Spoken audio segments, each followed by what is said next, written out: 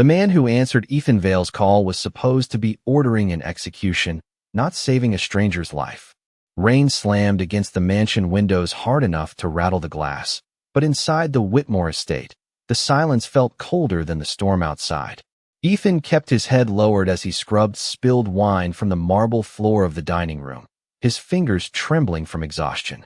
The sharp scent of expensive whiskey, cedarwood candles, and alpha pheromones hung thick in the air, making it difficult for him to breathe. "You missed a spot," Mrs. Whitmore snapped from across the room, her icy voice slicing through the quiet. Ethan immediately apologized and crouched lower, ignoring the ache in his knees. He had been awake for nearly 20 hours. Noah's fever had kept him up all night, and after calming the frightened 6-year-old Omega child through tears and nightmares, Ethan had still been expected to prepare breakfast, clean the estate, organize tomorrow's gala seating charts, and remain invisible while doing it. Invisible. That was the rule. Omega nannies weren't supposed to speak unless spoken to, especially not abused Omegas with no family name and no protection. Ethan pressed the rag harder against the floor, trying not to react when Mr. Whitmore brushed past him and deliberately let his hand linger against Ethan's shoulder for too long. The Alpha's expensive cologne mixed with stale cigar smoke made Ethan's stomach twist. "Careful," Mr. Whitmore murmured softly enough that only Ethan could hear. "You know how easy it would be for someone like you to disappear." Ethan's pulse stuttered. Across the room, Noah looked up from the staircase, his small face pale with worry. The child clutched the stuffed rabbit Ethan had sewn back together 3 different times. Ethan forced himself to smile gently at him despite the panic crawling beneath his skin. "Don't cry. Don't react. Don't make it worse." The dinner finally ended close to midnight, but Ethan's relief lasted less than 5 minutes before Mrs. Whitmore found a wrinkle in one of the tablecloths and exploded in fury. By the time she finished yelling, Ethan found himself shoved outside through the servants' entrance with no coat, no umbrella, and the estate doors locked behind him. Cold rain soaked through his thin sweater instantly. His phone battery sat at 3%. The city beyond the iron gates blurred beneath sheets of silver rain and distant headlights. Ethan wrapped his arms around himself, trying to stop shaking. He needed a ride, needed somewhere warm, needed one night where nobody screamed at him. His fingers slipped against the cracked phone screen as he searched for the local cab company Noah's tutor had once mentioned. The rain distorted his vision. He barely noticed he pressed the wrong contact entirely. The line rang once, twice.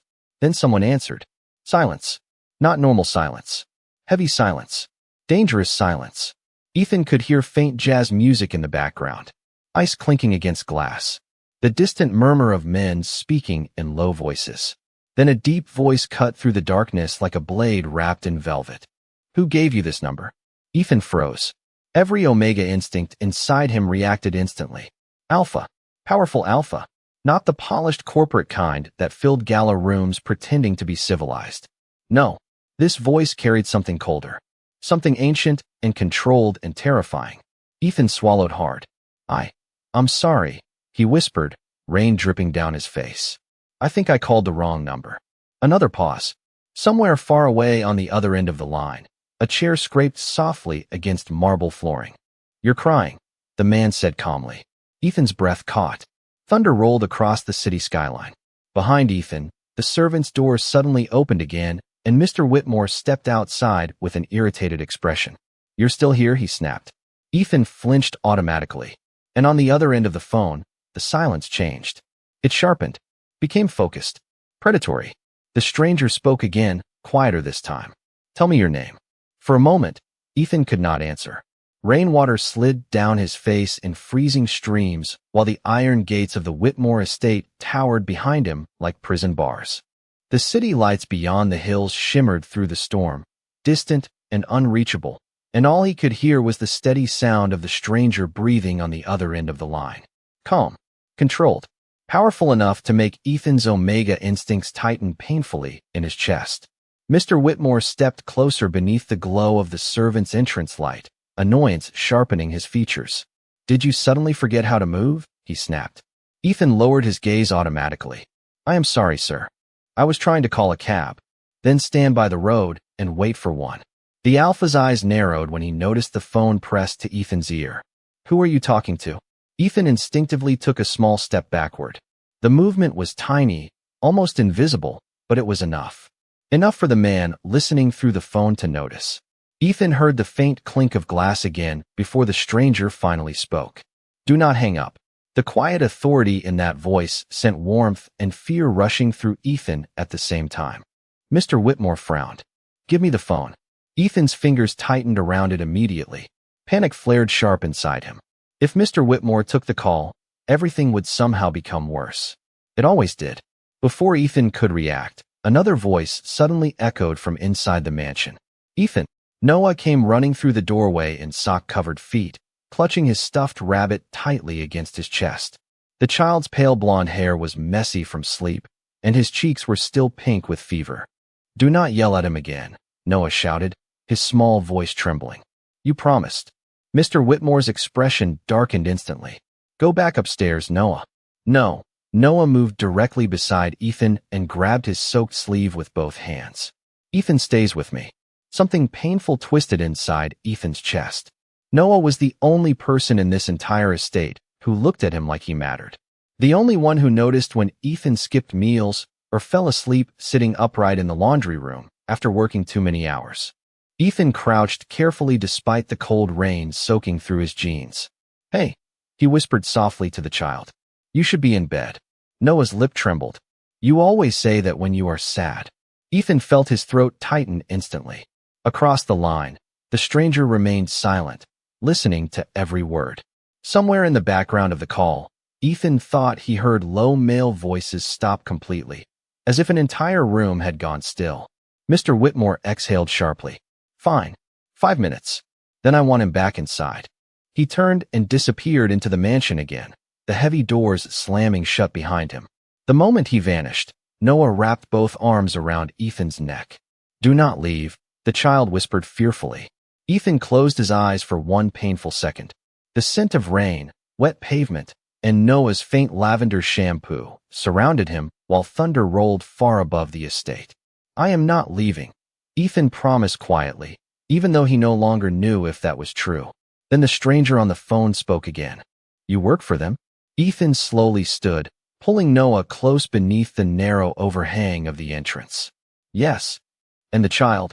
Ethan looked down at Noah's sleepy eyes and small clenched hands. "I take care of him." Silence stretched for several seconds before the man asked, "What is your name?" Ethan hesitated.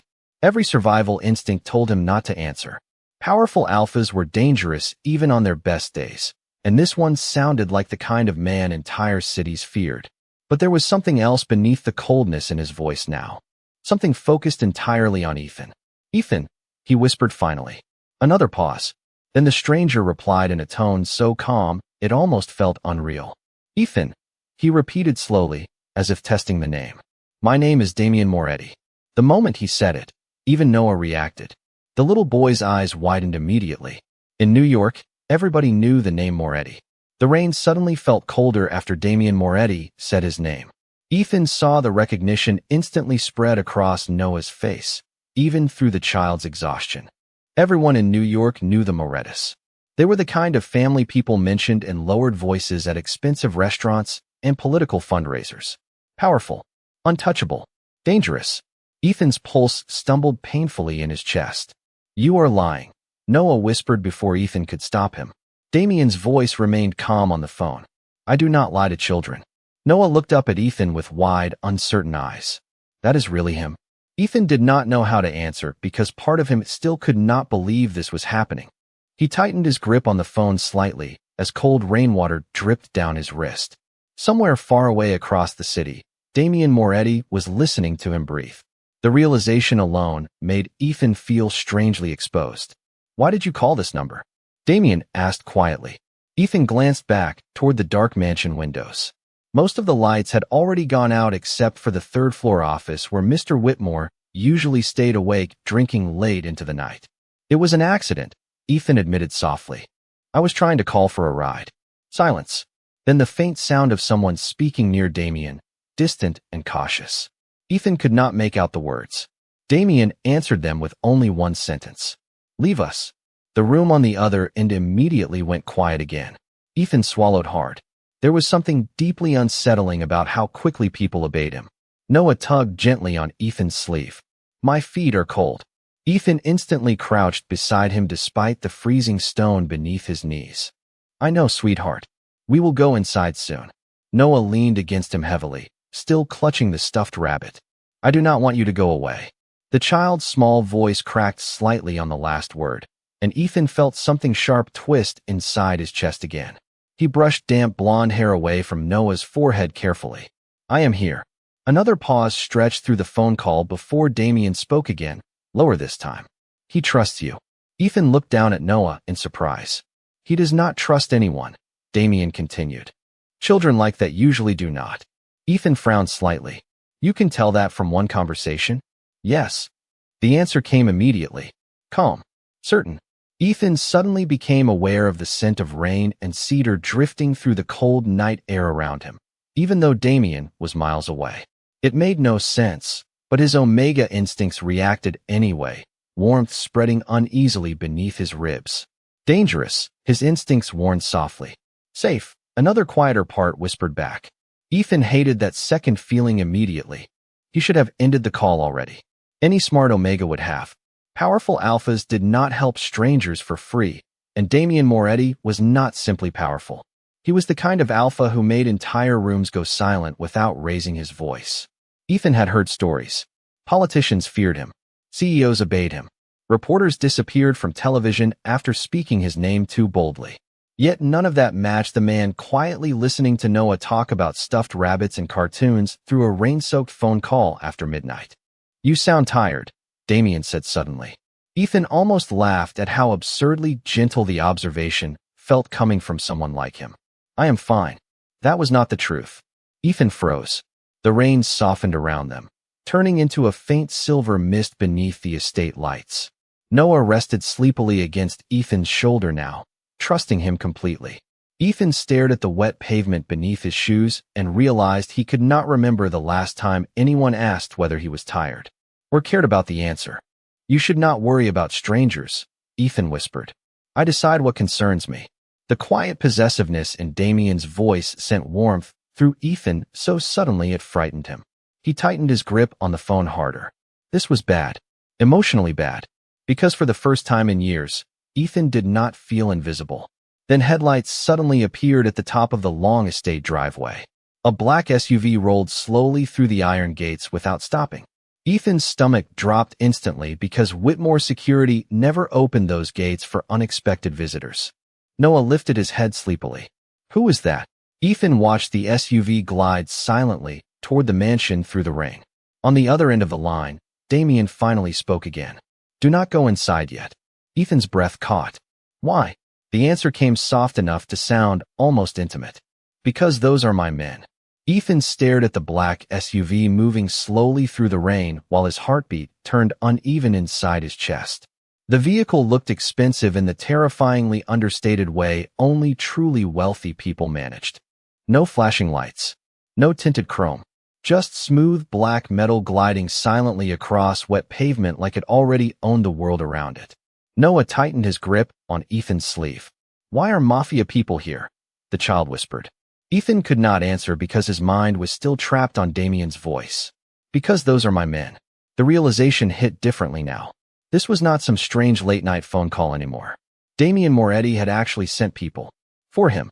Ethan's instincts screamed at him to run, but there was nowhere to go.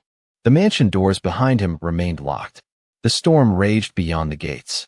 And somehow the most dangerous thing in the entire city had just arrived at his doorstep wearing a calm voice and expensive shoes. The SUV finally stopped at the base of the stairs. Rain slid across the dark windshield before the driver's side door opened. A tall beta stepped out first, holding a black umbrella against the storm. He wore a charcoal coat tailored so perfectly it looked almost military, and his sharp eyes found Ethan instantly. Not Noah. Not the mansion. Ethan.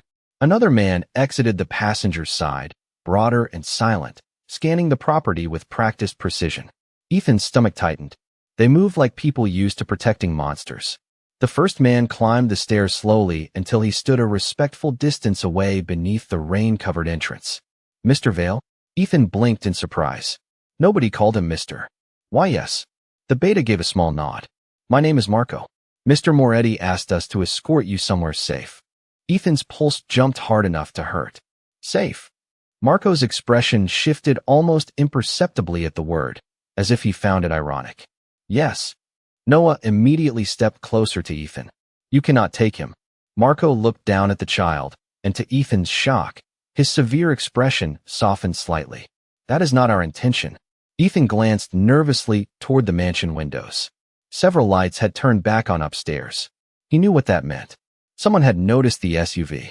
I cannot leave, Ethan whispered quickly. I work here.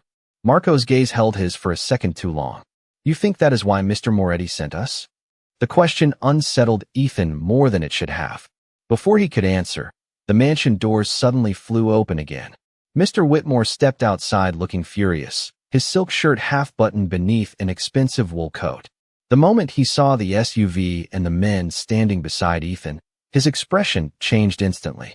Not fear exactly. Something sharper. Recognition. Marco Bellini, Mr. Whitmore said slowly. Interesting company for a nanny. Ethan froze. Marco remained perfectly calm beneath the umbrella. Good evening, Mr. Whitmore. Noah pressed himself against Ethan's side harder.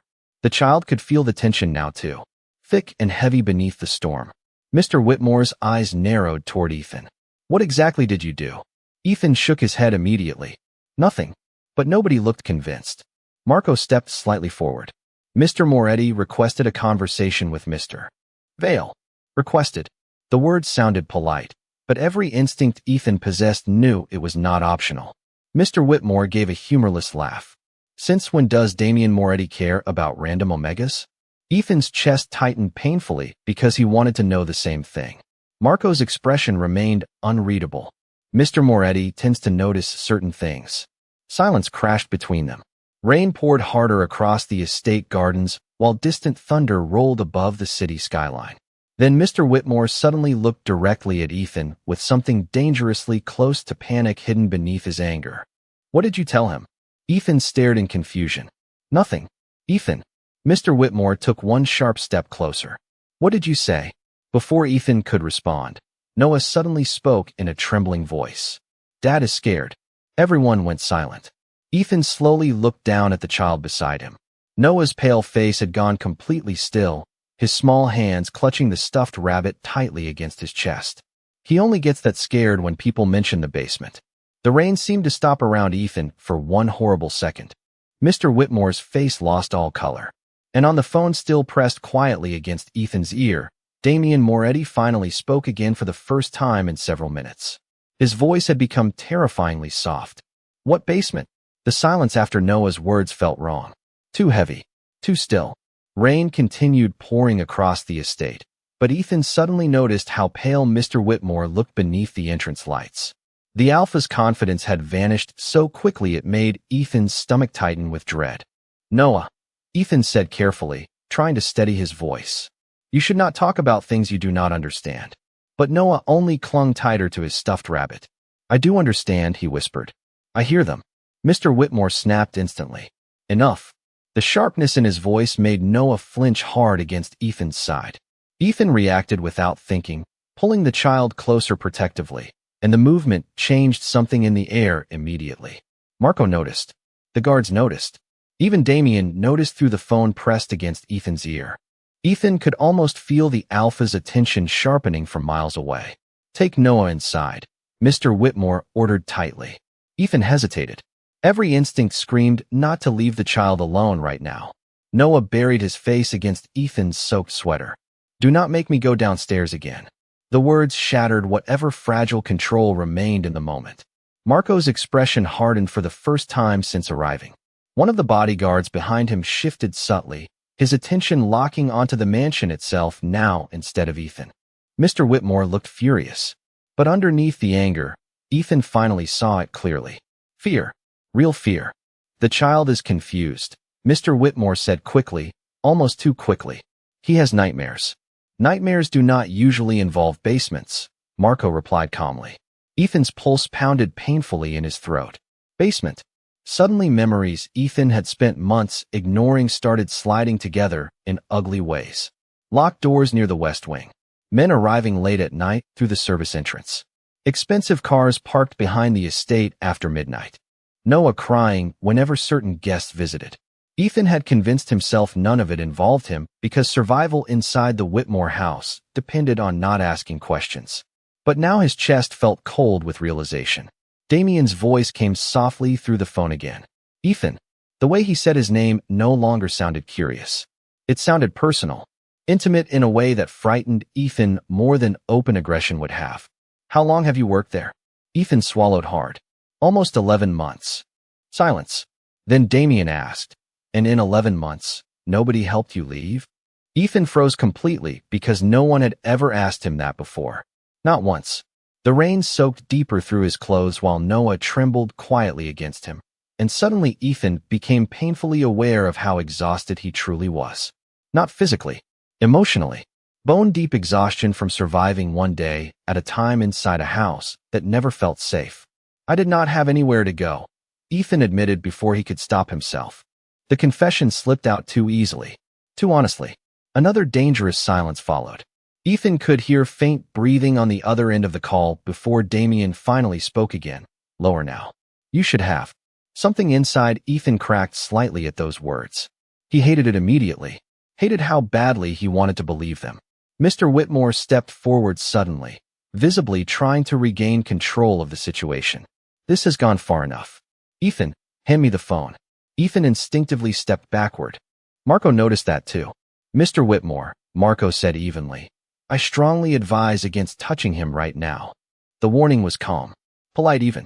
But the atmosphere changed instantly afterward. Mr. Whitmore heard it too.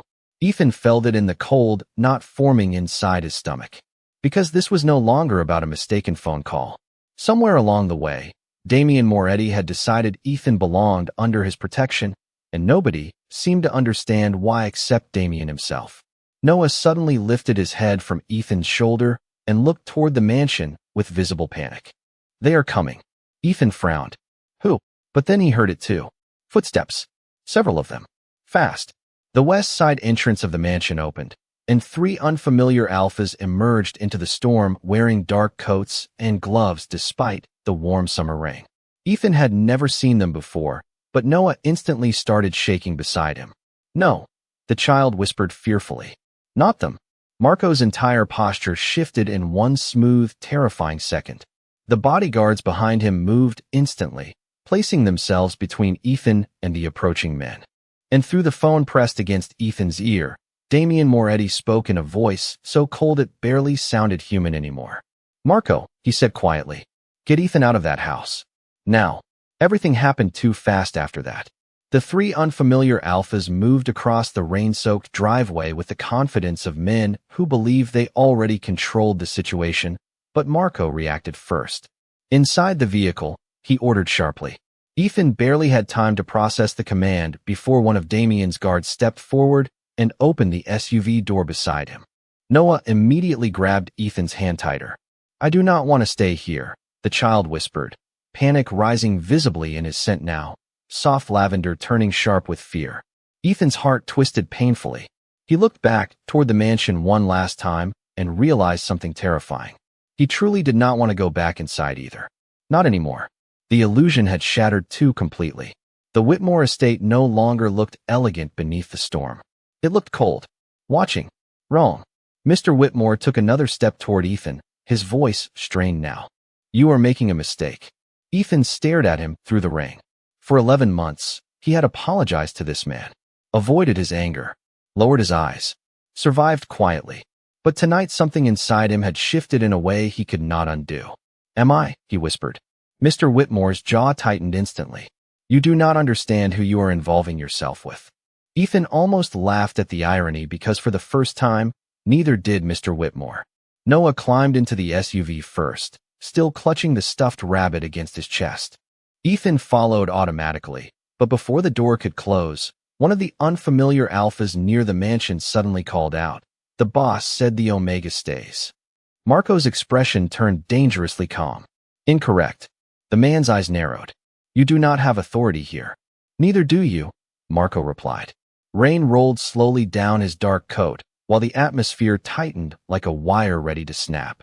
Ethan's pulse hammered hard as he realized something bigger was happening beneath the surface. The strange alphas were not Whitmore security. They carried themselves differently. Cleaner. Colder. And Mr. Whitmore looked nervous around them in a way Ethan had never seen before. One of the men glanced toward the SUV window. Toward Noah. The child instantly shrank closer to Ethan. "Please do not let them take me downstairs again," Noah whispered shakily. Ethan's entire body went cold. "Downstairs. Again." The words echoed horribly in his chest. He wrapped both arms around Noah instinctively, shielding him without thinking, and the movement triggered something primal inside the confined SUV space. Protective instinct. Raw and immediate. Ethan had spent so long surviving quietly that he forgot how much fear could transform into something else when someone smaller depended on you. "Nobody is taking you anywhere," Ethan promised softly, even though he had no idea how he intended to keep that promise. The phone was still pressed against his ear. Damien had not disconnected once. Not for a single second. Ethan could hear the faint hum of a car engine now on Damien's side of the call, low voices speaking urgently in the background, the subtle click of expensive cufflinks against glass. Movement. Damien was coming somewhere. "Ethan." The alpha's voice wrapped around his name with terrifying steadiness. Ethan closed his eyes briefly at the sound. "Yes." "Listen carefully." The tone alone made Ethan's heartbeat stumble. "You are leaving with my men now." Ethan swallowed hard. "What about Noah?" Silence. Then Damien answered with absolute certainty. "The child goes where you go." Something inside Ethan cracked open completely at those words. Nobody had ever chosen him before. Not truly. Not without conditions attached. Yet this terrifying alpha, a man Ethan had never even met face to face, had just decided Noah's safety mattered because Ethan cared about him. The emotional impact hit so suddenly Ethan almost could not breathe through it. Dangerous. This was becoming emotionally dangerous far too quickly. Marco stepped toward the SUV door. "We need to move." But before the door closed, Mr. Whitmore suddenly shouted, "Ethan, wait." Ethan looked up instinctively. The alpha stood motionless in the rain now, his face pale beneath the estate lights. And for the first time since Ethan had met him, Mr. Whitmore looked genuinely desperate. "If you leave with them tonight," he said tightly, "Damien Moretti will eventually discover what you really are." Ethan froze. The rain softened into silence around him. Noah looked confused beside him. Marco's expression sharpened instantly. And through the phone pressed against Ethan's ear, Damien Moretti finally went completely still. "What?" Damien asked quietly. "Does that mean?" No one spoke for several seconds after Mr. Whitmore's words. The storm outside the SUV windows softened into a distant silver haze while Ethan sat frozen beside Noah, his fingers still wrapped protectively around the trembling child. "What you really are." The sentence echoed painfully inside his chest because he did not understand it either. Marco's eyes narrowed slightly toward Mr. Whitmore, but it was Damien's silence through the phone that unsettled Ethan the most. The alpha had gone completely quiet. Calculating. Listening. "Get them out of there," Damien finally said. His voice remained calm, but the temperature inside the vehicle seemed to drop anyway. Marco shut the SUV door immediately after that. The engine started within seconds. Ethan barely registered the estate gates opening as the vehicle pulled away from the Whitmore mansion, rain streaking across the dark windows, while Noah curled closer against his side. For several minutes, nobody spoke. Manhattan lights blurred outside in long rivers of gold and white, while soft jazz still played faintly through Damien's phone line somewhere far away. Ethan stared down at his shaking hands and slowly realized he had left everything behind without warning. His room. His clothes. The tiny hidden box beneath the laundry floorboards where he kept Noah's drawings and old Polaroids. He should have felt terrified. Instead, he mostly felt tired. Deeply tired in a way that settled behind his ribs. Noah shifted sleepily beside him. "Are we in trouble?" Ethan brushed damp blonde hair away from the child's forehead carefully. "I do not know." The honesty in his own voice surprised him. Noah looked up at him for a second before whispering, "You smell safer now." Ethan's throat tightened unexpectedly. Omega instincts were sensitive to emotional shifts, especially in children. Noah had spent months frightened inside that mansion, and somehow the first moment he relaxed was inside a Mafia vehicle beside a stranger Ethan had accidentally called during a storm. It should not have made sense. Yet it did. Ethan pressed his forehead lightly against the cool window glass and listened to the quiet rhythm of Damien breathing through the phone. The sound had become strangely grounding. Dangerous again. Emotionally dangerous. Ethan. Damien's voice softened slightly this time. Look at me. Ethan blinked in confusion before realizing the call had switched to video somehow. Marco must have done it from the front seat without him noticing. The screen illuminated suddenly in Ethan's hand, and for the first time, he saw Damien Moretti. Ethan forgot how to breathe for one horrible second. Damien sat alone in the back of another moving vehicle, city lights sliding across the dark interior behind him. He wore a charcoal suit with the collar loosened slightly at the throat. Black hair pushed back carelessly as though someone had interrupted him in the middle of something important. But it was his eyes that stunned Ethan most. Cold silver. Sharp enough to cut through lies instantly. The kind of eyes that looked impossible to hide from. Damien studied Ethan silently through the screen for several long seconds, and Ethan became painfully aware of how he must look right now. Soaked clothes. Rain-tangled blonde hair. Exhaustion written across his face. Noah half asleep against his shoulder. Vulnerable. Damien's expression changed almost imperceptibly. Not softer exactly. Worse. More focused. You are injured. Ethan immediately shook his head. I am fine. Damien's gaze dropped lower on the screen. Your wrist. Ethan looked down automatically and realized the sleeve of his sweater had slipped back slightly, exposing faint bruising near the inside of his wrist from where Mr. Whitmore had grabbed him earlier that week. Ethan instinctively pulled the sleeve down too late. Something dark flickered behind Damien's silver eyes. Who did that? Ethan's pulse stumbled. The question sounded too personal. Too intimate. Nobody had looked at his injuries like they mattered before. It was nothing, Ethan whispered quickly. Damien leaned back slightly in his seat, but the movement somehow made him seem more dangerous instead of less. You say that often, do not you? Ethan froze because the answer was yes. Constantly. It was easier that way. Easier to survive when everything became nothing. Noah shifted sleepily again before mumbling against Ethan's shoulder. Do not let him go back. Silence filled the vehicle afterward. Damien's eyes remained locked on Ethan through the phone screen while rain blurred across the city outside. Then the Alpha spoke quietly enough to sound almost gentle. I will not. The words settled deep inside Ethan before he could stop them from matching. And that terrified him most of all. But before Ethan could respond, Marco's voice suddenly cut through the front of the SUV. Calm. Controlled. Wrong. Boss, he said carefully. We have a problem. Damien's expression sharpened instantly. What happened? Marco glanced toward the rearview mirror. Someone has been following us for the last 12 blocks. The atmosphere inside the SUV changed instantly after Marco's warning. Ethan felt it before anyone spoke again. The subtle shift in tension that made the air seem tighter, colder. Damien's silver eyes lifted sharply through the phone screen. How many vehicles? One confirmed. Marco answered calmly from the front seat. Black sedan. No plates.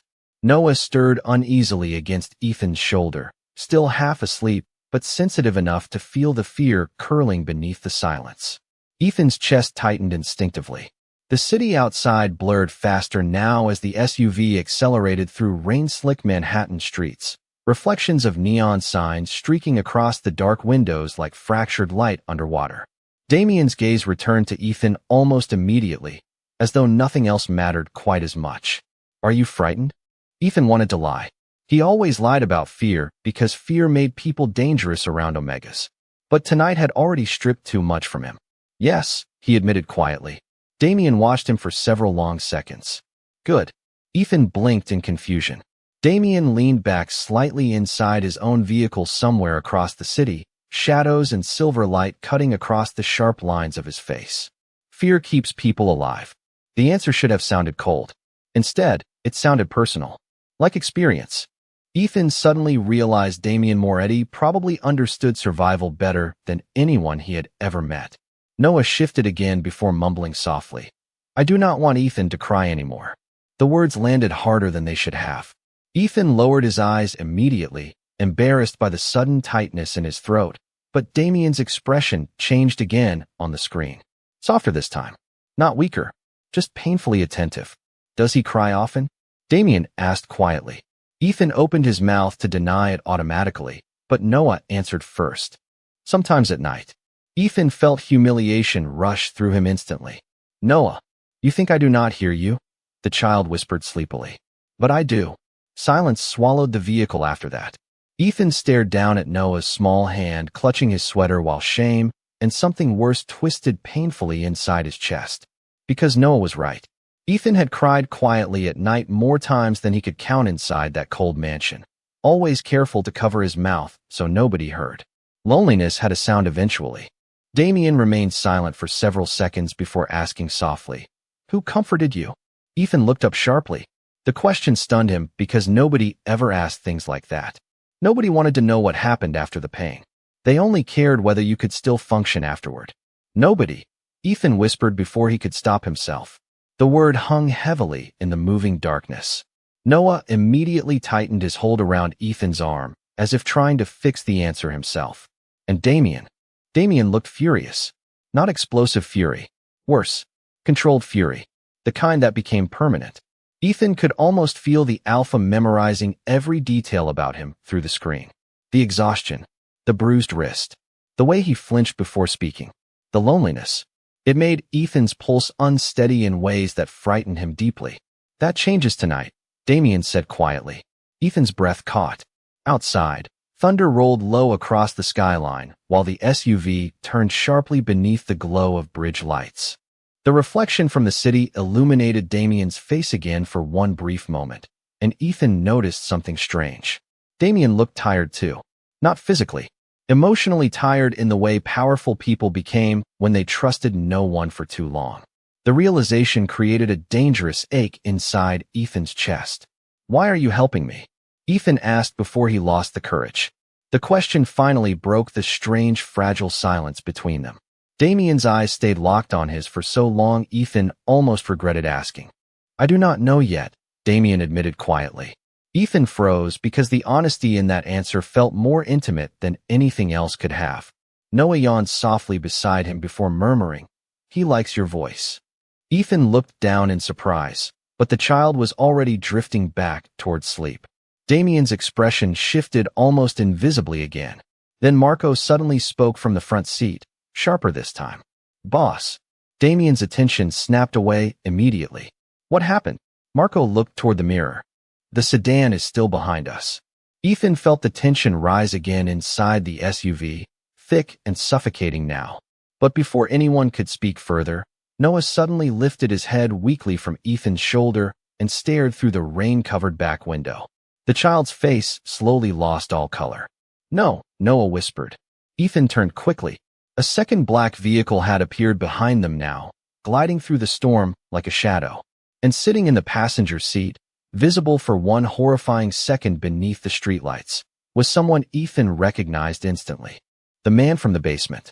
Noah's terrified whisper seemed to drain all warmth from the vehicle. Ethan turned instinctively toward the rain-covered rear window again, but the second black sedan had already slipped farther back into traffic, swallowed briefly by streaks of red brake lights and silver rain. Still, the image remained burned into his mind.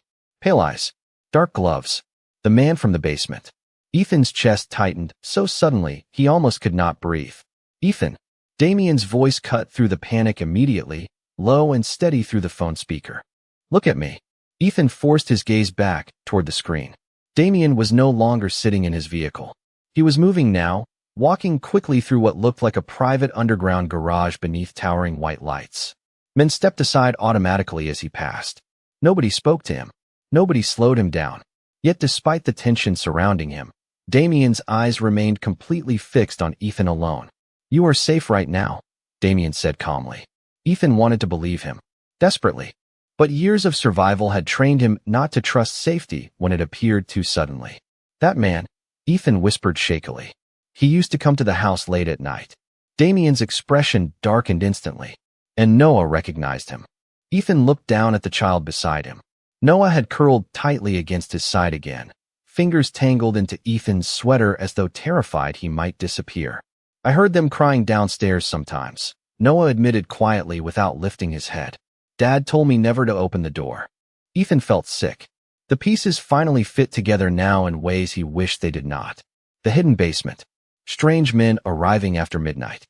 Noah's nightmares. Mr. Whitmore's fear. His voice cracked slightly when he asked, "What was happening in that house?" Damien stopped walking. Silence stretched heavily through the phone before he answered. "Something that ended tonight." The certainty in his voice sent a shiver down Ethan's spine. Outside, the rain finally began to weaken as the SUV crossed the bridge into Manhattan. The city unfolded ahead in glowing towers of gold and white, reflected across the wet streets like scattered stars. Ethan realized suddenly he had not seen the skyline this clearly in months. At the Whitmore estate, the world had always felt closed, controlled, small. But now the city looked endless again. Noah slowly lifted his head. "Are we really leaving?" Ethan brushed his fingers gently through the child's damp blonde hair. "Yes." The answer came easier than expected, because despite the fear, despite the uncertainty clawing beneath his ribs, Ethan no longer wanted to go back. The realization settled softly and heavily inside him all at once. Damien watched him carefully through the screen, as if he understood exactly what that moment meant. "Marco will bring you to one of my residences," Damien said quietly. "Nobody there will touch you. Nobody will raise their voice at you. You can sleep. Sleep." The word alone nearly broke Ethan apart emotionally. He could not remember the last time rest sounded real instead of temporary. Noah yawned softly against his shoulder. "Will you be there too?" The question caught Ethan off guard, but Damien answered without hesitation. "Yes." Noah seemed satisfied immediately by that answer, already drifting back toward sleep. Ethan stared at the screen in silence, studying the Alpha who had entered his life through a wrong number and somehow changed everything in a single night. Damien looked dangerous even standing still. Expensive black coat, silver eyes, the controlled stillness of a man used to commanding fear. Yet Ethan no longer felt frightened in the same way he had at the beginning of the call. Worse than fear now was the terrifying warmth growing slowly beneath his ribs whenever Damien looked at him too long. "Why me?" Ethan whispered finally. "There are thousands of people in this city." Damien's gaze softened almost invisibly. "I know. Then why did you answer?" For the first time all night, Damien looked away from the screen briefly, toward the rain falling outside the garage entrance somewhere behind him. When he finally spoke again, his voice sounded quieter, honest in a way powerful men rarely allowed themselves to be. "Because you sounded lonely." Ethan's breath caught painfully in his chest. No dramatic confession could have affected him more than that simple truth. Because loneliness recognized loneliness. Somewhere along the way, Damien Moretti had heard the exhaustion in Ethan's voice and decided not to let go of it. The SUV finally slowed beneath the towering entrance of a glass high-rise overlooking the river. Soft golden lights reflected across the wet pavement, while suited security guards